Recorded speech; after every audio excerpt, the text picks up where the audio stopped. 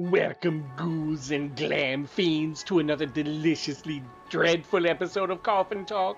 I'm Vincent, your graveyard glam guru, and tonight we're celebrating the unsung sculptors of screams, the masters of makeup, the titans of terror who made monsters beautifully horrifying. This is the Makeup of Monsters, ranking horror's greatest FX artists. So is this your version of a beauty tutorial? Oh, exactly, Jodie.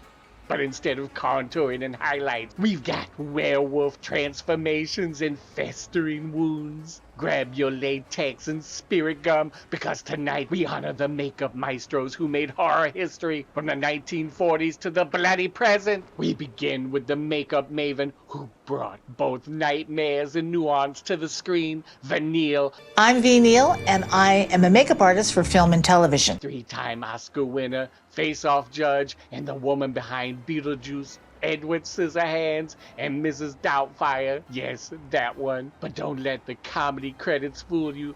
She's also worked on The Lost Boys, Pirates of the Caribbean, and Galaxy Quest, blending beauty and beast with effortless flair. I don't know, Uncle Vincent. I'll just say Beetlejuice's moldy face belongs in a museum.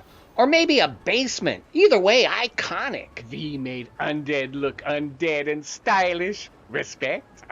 Kevin Jager, the man behind Freddy Krueger's dream-ready face in parts 2 and 4 of Nightmare on Elm Street. He also created Chucky, yes, that pint-sized prince of profanity, plus the Crypt Keeper from Tales from the Crypt. His work, oh, chef's kiss. Kevin brought personality to puppetry, making monsters with character. Not to mention he had a hand, or should I say head, in the Sleepy Hollow movie starring Johnny Depp. Oh, he was responsible for all those fabulous beheadings. I mean, Freddy, Chucky, the Crypt Keeper? Sounds like your Christmas card list. And what a festive bunch they are. Alec Gillis and Tom Woodruff Jr.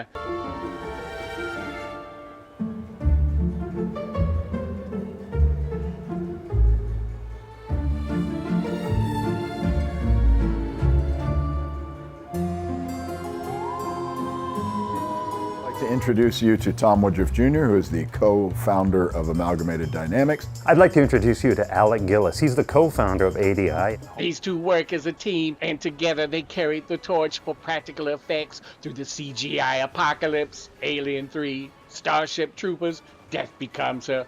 Alec and Tom sculpted some of the most complex tactile creatures of modern era. They even played some of the creatures themselves, right? Yes, Tom often wore the suits he created. Now that's dedication, and probably a nightmare at lunch. Or if you have to go to the bathroom, Jodie.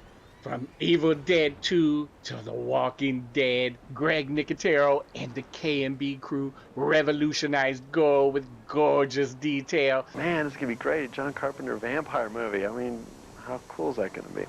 But you did even... Classic horror movies. K&B, short for Kutzman, Nicotero, and Berger. Berger? Berger. Berger. Berger. Berger built blood-soaked masterpiece, including Day of the Dead, From Dusk Till Dawn, Kill Bill, and Sin City. Well, K&B, they basically defined the 90s and 2000 horror look. If you saw Guts, it was probably them. Guts everywhere, and we loved it. The godfather of makeup, Dick Smith. A young makeup artist named Dick Smith revolutionized the craft of special makeup effects. Smith's inventive spirit and passion for realism evolved during his 15 years as the head of NBC's makeup department. Dick Smith brought high realism to horror, changing the industry forever. He made Linda Blair, Vomit Pea Soup, and The Exorcist, aged Dustin Hoffman into an old man in Little Big Man, and inspired every artist that came after him. Hey, he trained Rick Baker, too. Oh, he did, Jodie. A true mentor of monsters. Dick Smith's work was subtle and terrifying. A rare combo. Respect, Mr. Smith. Now, we go back, way back, to the man who made horror legends from scratch, Jack Pierce. Industry pioneer Jack Pierce became the head of Universal Studios' makeup department. Pierce spent the next 2 decades devising dozens of memorable characters, including the Mummy, Frankenstein, Dracula, and the Wolfman. Jack Pierce, the original Universal Monster Master. He gave us Frankenstein's iconic bolts, the Mummy's tattered terror, the Wolfman's hairy horror, and Karloff's cursed stare. This guy literally invented the classic movie monster look. With cotton, collodion, and creativity, Jack's work from the 1930s and 40s still inspires artists today. The king of transformation, Rick Baker earned 7 Oscars and countless nightmares for his groundbreaking work. Is Rick Baker, one of Hollywood's premier makeup artists. He has created wonderful horror effects for movies like Star Wars, The Fury, and American Werewolf in London. An American Werewolf in London? The legendary transformation scene. Him, that's right. Men in Black, Greystoke, Thriller, The Ring, Hellboy. Baker could do it all.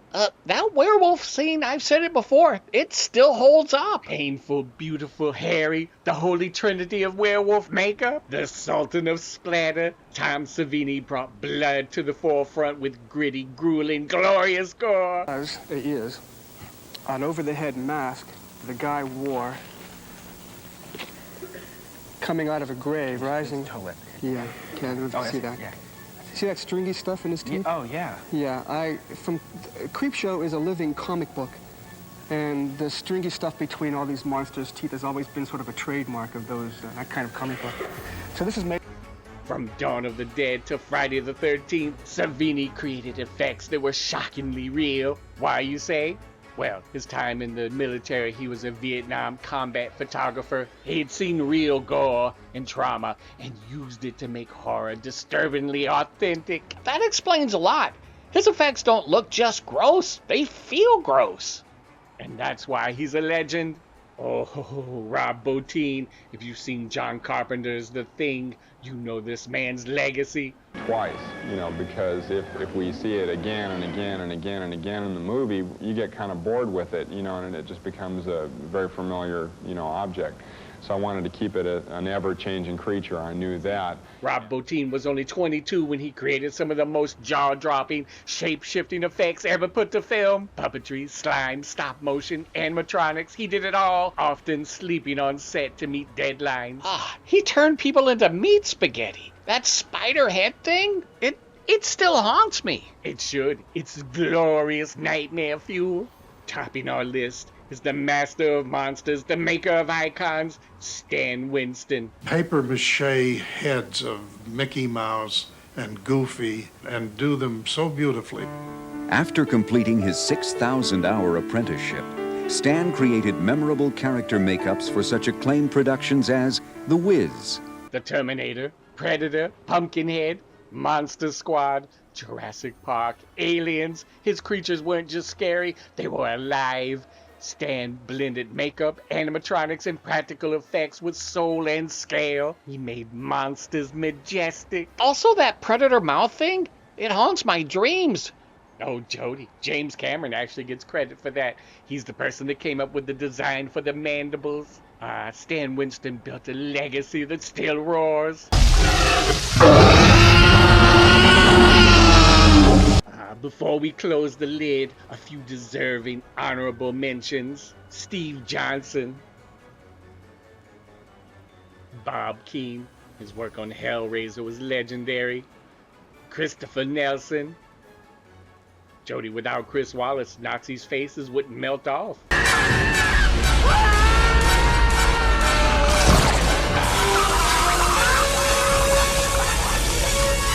So there you have it, fiends, our pick for the greatest horror makeup artist of all time. Without them, horror would be a hollow shell. They gave flesh, texture, and soul to our monsters. We salute you, wizards of wounds, architects of abominations. Basically, if your favorite horror creature gave you nightmares, thank one of these folks. If you enjoyed this monstrous makeover of an episode, like, subscribe, and drop your favorite FX artist in the comments below.